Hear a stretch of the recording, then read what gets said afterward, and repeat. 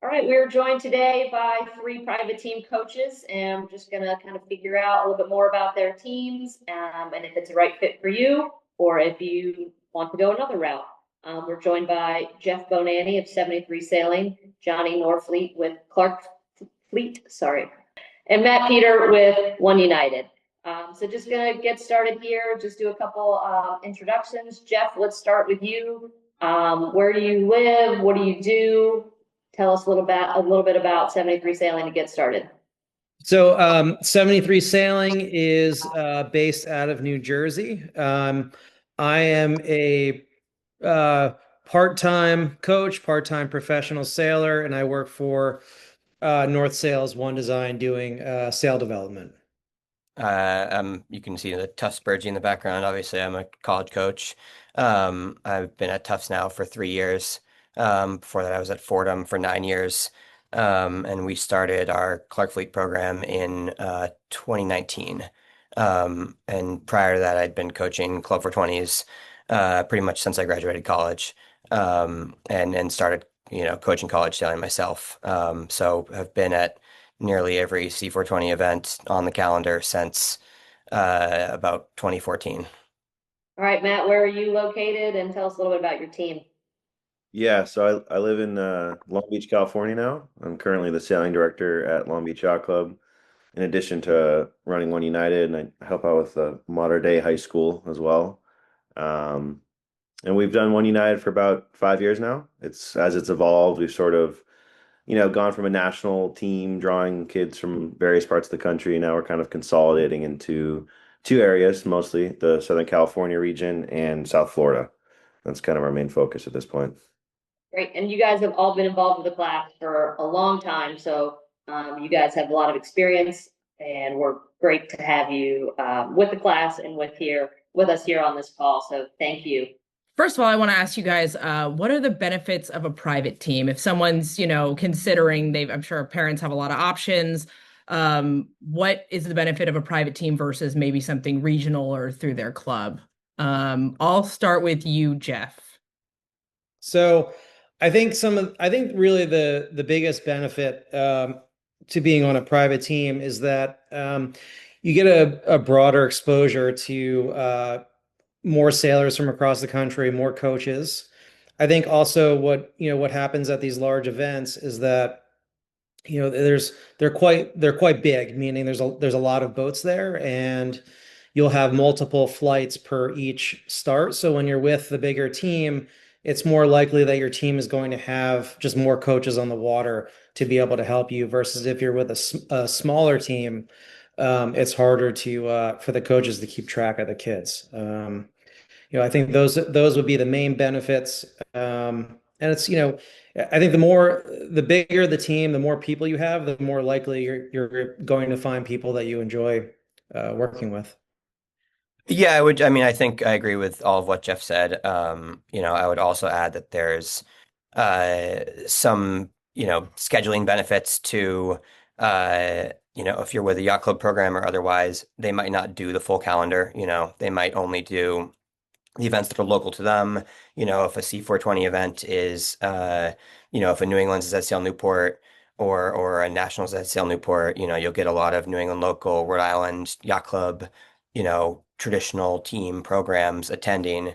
But they might not do, the event that's happening in New Jersey, or they might not do the winter events. So I think if you're someone that, wants to participate in the class to its fullest, and attend, all of the major C420 events or as many as you can in a given year, there aren't a ton of yacht club programs that are really doing the full calendar.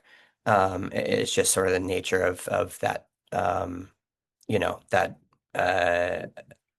the travel required basically and the geographic limitations. Yeah, I think for us, it's just numbers. And, if you go on our website, that's kind of become the slogan by which we operate is it's just a numbers game. And I think in doing this for a long time, we realize the yacht clubs do a phenomenal job. I mean, I think we have to say that out loud. Like they're brick and mortars, they're institutions for kids to learn how to sail. They support them from tip to tail through their racing careers. But at some point, they're drawing, realistically from like a 20, 30, 40 mile radius within their brick and mortar, which is fair. I don't think every yacht club should have a reach beyond that, nor do I think they try to. So for us, it's just about numbers. It's that as those programs matriculate and kids go through the ranks, there's going to be X amount from each respective program that want to go play at the national or even international level. And so all we're trying to do is fill that gap by connecting those kids from those various programs in those various areas. This kind of goes into that last question, but what sailors are the right fit? Is there a certain level that kids should be at to move to a national program or a private program versus a club program? Yeah, I think, the way when I talk to potential clients, people call me up, we kind of ask for two things. And, one is I think there's a base level of ability in the equipment in the boat. It's if you're still learning how to sail, if you're still learning how to use the Club 420, I mean, by all measure, I think any local program should be able to take care of you. So that's kind of one baseline I think most of us would agree on this call.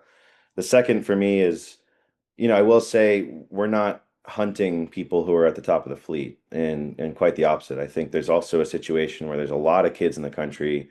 I don't want to say they're underserved because I think those programs do still do their best, but you might have to cut this, might bite me in the ass. But um, if you're coming from an area where competitive sailboat racing isn't necessarily the strongest, youth sport in town, for example, Miami has a very different culture than, Northern Maine. Sorry, Northern Maine. But those kids coming from that area, there might be a few who are hyper motivated and they really fell in love with the game and they want to play at a high level. And even though they might not necessarily be in the gold fleet or the upper echelons of the competition, we still want to help them. And that's kind of the two parameters for me is either ability, motivation, or both. Yeah, I mean, I don't think, you know, I think there's a skill threshold that are you going to get something out of these events in general? Are you going to get something out of the coaching? I don't know. There's a hard line there. Obviously, things are different in various conditions. But I think generally, if you're at the level where you're competing locally, you're looking to expand nationally. I don't think there's a gold, silver fleet metric. If you're getting around the race course, you have the right equipment, and you're looking to take the sport seriously and invest the training time into it. The learning curve is steep, especially when you add in some practice time. So I think like you can pretty quickly close, skill gaps. I would say, I think there's there's certainly functional like safety levels where we want to make sure that people are, able to get around the course and be upright and they're not taking attention away from others. I think when you train to some degree, depending on the size of the group, you want to make sure that you're matching up, groups of like skill and that there's not so much that there's a threshold for the lower end, but that the gap isn't too wide, so that it's productive for everyone. And some of that for the training side of things might be a little more unique to our program than to Jeff and Matt's programs because we tend to operate as a smaller group. So we're usually working with two coaches, in a group of 6 to 9 boats, probably on average. So it's important that that group is close enough in ability that it's meaningful for all of them. But I think as the group gets bigger, you can always tear off a little bit. Um, I don't think it's so binary as like you have to meet this threshold. I think there's a lot of if you're investing in the class and you're serious about it, there's a lot of programs that uh, you'll fit into pretty quickly. And kind of going off of that, as parents are maybe looking at these programs, you're saying there's not exactly like we can't tell you there's a certain level of skills you have to have. When they want to find out if their kids are maybe the right fit for your program, is that they contact you or like how would a parent just like discern if their kid's the right fit for a program? I could answer that one. At least with our program, I try to enforce that they come to at least a few practice days before they sail regattas with us, just to make sure that it's the right fit. And I think that, going back to the safety part that, Johnny mentioned was that if the sailors are a distraction or they're not comfortable being out there, it kind of makes the whole group weak. If there's just kind of one constant issue. But I think, for us at least, it's important that the kids come to practice and they kind of meet that minimum threshold, if you will. And then, so a little bit more of the makeup of your sailors. Are your sailors from a certain area? Do you generally try and target geographically, or are they from all over the country and you're casting a wide net? Sure. So we have, the majority of our sailors are from New Jersey, and that's mainly a function of us holding regular practice there. However, that's probably 50 to 60% of our team. And then the rest are from Florida and, Southern California primarily, where we kind of partner with other yacht clubs. But they are coming from random areas. We've had sailors from Texas and Chicago and Wisconsin and places like that, that are coming to us mostly through word of mouth. And a lot of it kind of happens organically where, it's a lot of friends of friends or people that I know from, sailing where, I'm kind of getting to the age where my friends' kids are actually sailing. So it's all kind of happening organically across the country. And how big is your team on average? I'd say that our regular practices in New Jersey are roughly between 7 to 15 boats every weekend day. And then at regattas, we're typically around 26 to 28 boats. Johnny, for your team, what's the general geographic makeup and what's the average size? Yeah, we're kind of all over as well. We sort of started this, Isaac, who coaches with me, the Clark half of the ClarkFleet. When we started this in 2019, the idea was sort of to mimic some of the really good elements of what a yacht club program offers, which is sort of like the consolidated travel for boat transport, for team size remaining consistent, group size remaining consistent. And parents being able to coordinate travel with each other, having a consistent uh, training group and, coach sailor relationship. So that's just sort of inherently limited us to um, a pretty narrow size range of, I think it's usually about 7 or 8 boats for the most part. And we're not necessarily really built to expand beyond that or take a ton of drop-ins. There are some exceptions, but we're more about trying to tackle the sort of whole summer schedule, especially the summer, but we expanded the winter, of course, as sort of like an all-in environment that includes training and events and travel with the whole group. And just the nature of that is we're going to attract people who maybe weren't getting that or didn't have that at a yacht club program. So we've had people from virtually all over, the Virgin Islands, California, the Midwest, Texas, Georgia, Florida, New England, the Mid-Atlantic. I think it's really just I would say we probably skew a little bit more towards people who don't necessarily have um, an active like winter or off-season training schedule like exists in Southern California and Southern Florida because we really load on the practice in the summer. And I think the types of people that are looking for that are the people who maybe don't get that in the shoulder seasons.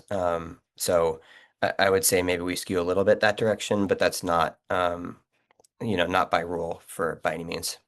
All right, and then Matt, where are you guys drawing from, and how big are your teams on average?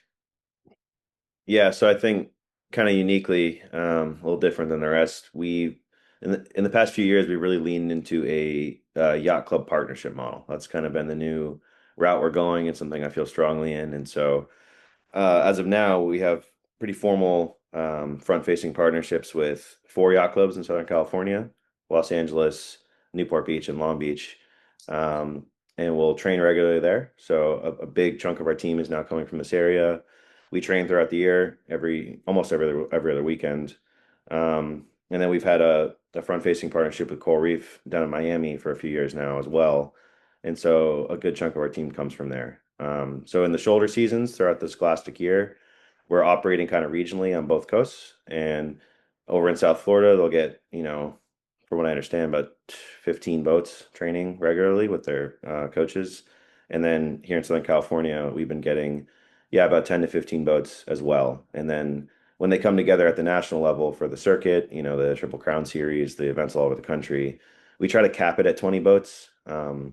It's hard, people, ask to exceed that. I'm kind of a pushover sometimes. And so we'll go between 20 to, I don't know, 24, but we try really hard to cap it at 20. I think that's kind of the number we're happy with. And beyond that, I think the scale gets a little unwieldy.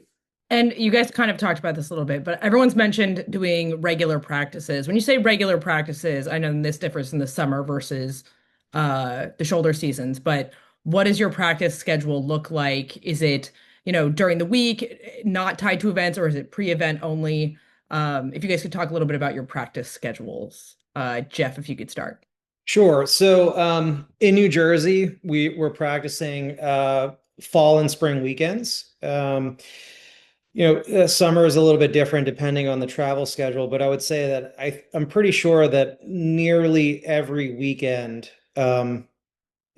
throughout the entire year, we have some sort of practice going on somewhere, which I think is somewhat unique. We have a lot of, because we're a larger team, we work out of a pretty large pool of coaches and we're sending them to different places to do smaller kind of one-off clinics and things like that. So depending on where you live, like obviously we can't practice in the Northeast, past pretty much this week. So then, we're going south and we'll host some practices, down there or in Southern California.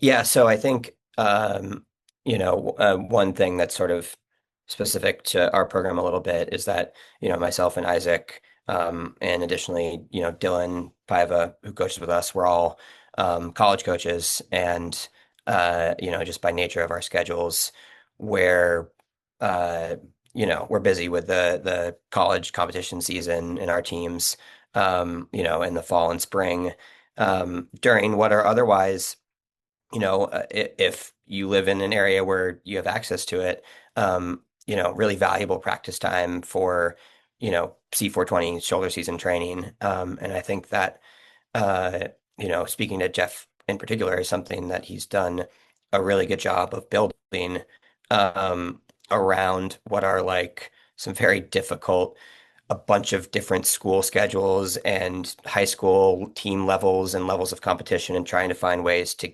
bring a lot of people together in, maybe not longer set. Well, I know you do some longer stuff, but a lot of times of the year, basically, around some conflicting schedules. And that's definitely not something that we have the ability to do just by nature of where our coaches come from. So I think for that reason, that's why we lean really heavily into um, a big summer practice schedule, because we're not getting that in the fall and spring. So we usually try and, we look at the C420 calendar each year and then try and think about what's the smartest allocation of practice. We try and front load at least a week, if not a week and a half before the first event, and then build in some more time, usually kind of after the 4th of July, before the next phase of events. And then we build in a little team race practice, leading into the CJ Buckley event. But we're kind of like full on, basically, other than a few days off around the 4th of July. We basically start mid to late June, and everyone is on the road practicing, traveling, competing 7 days a week, until the end of the last event in early August, trying to make it sort of more of a training consortium than a travel team. Um, and I think that's just somewhat inherent to the fact that we don't have the ability to, build in a shoulder season training. We don't have a home base, and our schedules are full up. And not to take away, I think, you know, Matt's obviously started to build that more in California, and Core Reef has already done that for quite some time. So didn't mean to only highlight Jeff, but I think both of these guys have programs that are far more active in times of year that we just can't be. Yeah. So, similar to both these guys, I think, in the summer, I think we're all running mid-June to August, and we all kind of do the same thing. We go to the events, we backfill what we deem as intelligent training and venues that are conducive to the next event. We also co-host a few clinics with with like Sail Newport. We've had an annual clinic. We're pretty happy with the invitational clinic with Sail Newport, so we'll do that in June. We're running now invitational clinics in California. So the idea being that there's a big, 4-day invite clinic with a bunch of coaches prior to the regional events. So Sail Newport's was prior to the New England Championship. The one in Long Beach is prior to the California State Championship. Um, from there, I'd say that dense block of 6 to 7 weeks in the summer, that's kind of the standard. And then beyond that, using the two regions, we are training year round, and that's kind of the cool thing we've been able to do with these partnerships is to say, okay, anyone on the East Coast, up and down, if you want to go train, weekly, you can do that through Coral Reef, and we've had a lot of people take that offer. And then in Southern California, we're primarily operating in Long Beach just because it's central to all of our partner clubs, and the conditions are nice. And we've run 7 fall training camps this season with another 7 for the winter spring. And we're making it as regular as we can, with exception to allow each club to run some development internally. Because I think that's also important for the pathway, is we want all of these participants to be able to do some localized training, some one-on-one training, some group training at the regional level, and then ultimately come together at the national level. And that's kind of been our big goal there. Great. And then finally, if people are interested in doing this private coaching, private team situation, how does someone get on a private team? Is it invitation only? Do you sign up, your kid and their partner? If you guys could go over how people get on these teams if they're interested. I'll start with Jeff again. We're a little unique in the sense that I don't have a website or any kind of really marketing whatsoever. But so I would say that generally we operate entirely through word of mouth. It's for us, it's entirely referrals. We can't really grow beyond the size that we are for, I guess regattas. But I would say that generally, rely on like kind of like OptiCoach referrals, friends of friends, things like that. There's no specific pathway. I mean, to, address the earlier question, like we don't really have a threshold for the skill level of the sailor, but like I think that, just naturally by forcing people, or I shouldn't say forcing, but asking that they come to practice kind of naturally weeds out most of, the people who might only be half in. And I think that, by ensuring the kids practice with us, it makes everyone, I think the kids and the coaches get the most out of it that way. Yeah, I mean, I think similarly word of mouth for us, especially so because we really have that functional size limit. And we try not to expand kind of beyond the group that's in for the whole summer. Things look a little bit different for our winter events. Usually kind of a smaller portion of our year-round group joins us for the winter, but for the summer, basically our expectation is that everyone who joins us does everything we offer from day 1 to day 40. Because that's the way I mean, nothing is, you know, cost effective in the sport of sailing or in travel sports or when you're on the road. But that's the way we can make it the most cost effective, where the boat transport element, the parents work together on housing, and sort of trade off on chaperone duties and things like that, to try and make it, to try and do a summer circuit at the highest level with the least time commitment from every group of parents, and the most cost effective we can make it from all the travel and transport standpoints.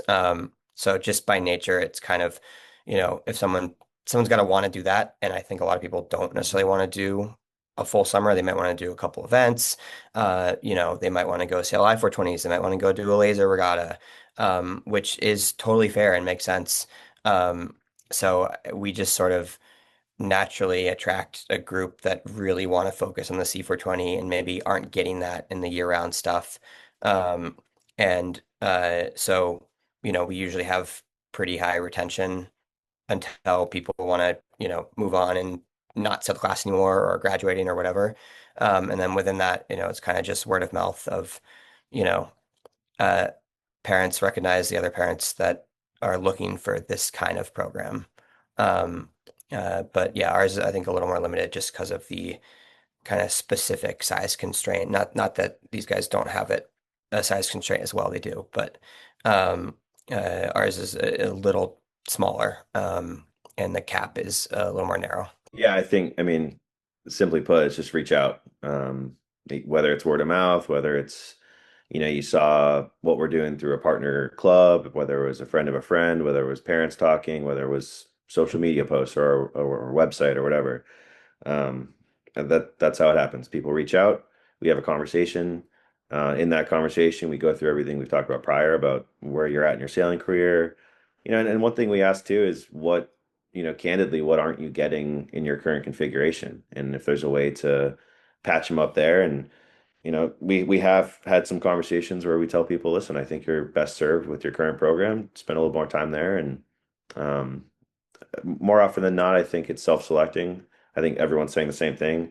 Most people who want this seek it out, and that's kind of the reality. If I think, especially when we talk about private teams, you kind of have to know that you want this level of training, this level of competition support, this level of network. So yeah, reach out. All right. And then I have a final question that everyone's kind of touched on this a little bit, but on the logistics side, I know, Johnny, you said that you end up putting parents, in group chats together so they can organize travel or whatever. If there's a parent looking to put their kids on one of these teams and there's a lot of travel involved because like you said, this is an all-in enterprise. People who do private teams want to be committed to the whole thing. What are some of the ways that you handle logistics with all the travel and, chaperoning parents, boats need to move from place to place?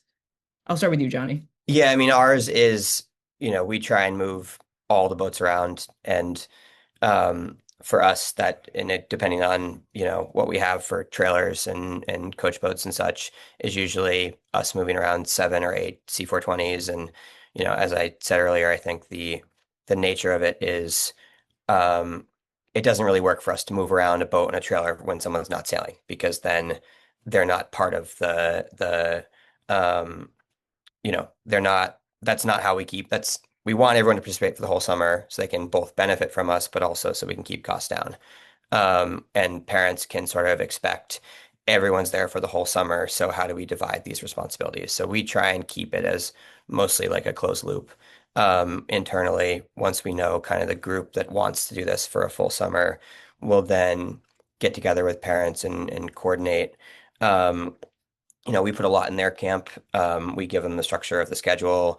We handle the boat moving side of things. We tell them kind of times and places where we're expecting to be, and then, arm them with what they need to sort of divide responsibilities, figure out how they get kids, to each location, how they're moving in between. There's a lot of day-to-day nitty-gritty that they put on our schedule, on our spreadsheet, and we have to go through of who gets what rental car and who's meeting who at the airport. And, there's a lot of minutia to it for sure. But I think, I know that, Jeff and Matt's programs don't do the boat transport that we do as on the sort of the full team scale. You do different versions of that, and then you have parents within your groups that sort of coordinate in units. So I think there's versions of sort of sharing those responsibilities and sharing travel and boat moving logistics within any program. Whether it's a unit of, you know, 3 or 4 sets of boats and families or 8 or more. There kind of has to be some version of it because not every parent can be on the road for 40 days and tow a single boat around and be, have hotel rooms every night and be at every single day of what, their kids are looking to do for practice and competition. Yeah, Matt, I'll have you go next. How does OneUnited handle logistics? Yeah, I think, a little different from Johnny and Isaac is, we don't really do much in terms of the, respective travel arrangements for each family. It's like we've got a pretty big team, and we've tried dipping in the past about organizing group housing or, group chaperoning or group carpooling, but we hit a point we just said, listen, we're not going to make everyone happy here with whatever we select. Some people want the Ritz-Carlton, some people want the floor, and I can't please them both. So we said, go travel however you feel like it. We do recommend that parents work together, and we offer like a WhatsApp channel for them to coordinate that if they choose, and if they don't, that's fine. And then in terms of logistics, nuts and bolts, equipment, we own a couple power boats at the program. We own a few coach boats. We own three. We own a couple trailers, and those trailers can hold 420s. So, every season we are able to transport for our team upwards of eight between three trailers and roof racks. Um, and that's what we do. We offer that. We say, listen, if you need boat transportation, we'll take care of you. Ian Robinson, who's at Coral Reef and kind of one of our staple coaches and partner in OneUnited, he also runs a storage lot in Miami, the Miami Boat Locker. Shout out Boat Locker. So we help with logistics there. We help with storage there. We're never going to become a Zim or a Simmons by way of dealing with the assets the way they do, and nor do we want to. We're a coaching outfit, but there's definitely some level of help that we want to offer, and it's that we'll own our own coach boats. We will transport X amount of boats, in this instance up to eight, and we'll help you guys out with transportation, logistics, storage, whatever you need. We largely do it the same way as OneUnited. So we have 5 coach boats and a few charter 420s that we offer to traveling sailors when they want to come to practice, and we sometimes bring them to events for them.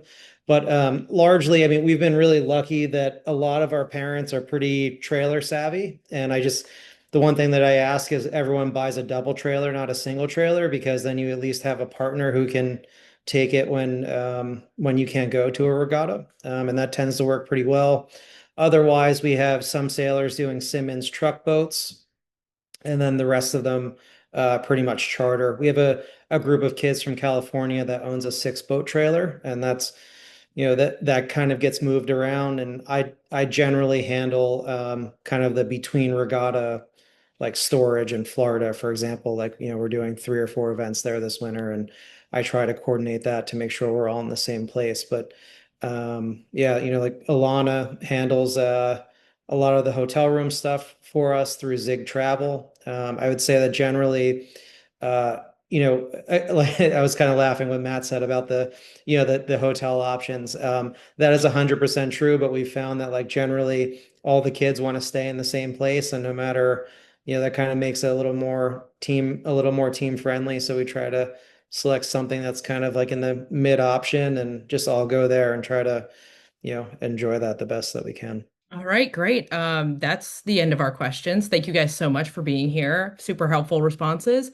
And I'm sure this will help people choose, their summer and beyond adventures. So thank you guys.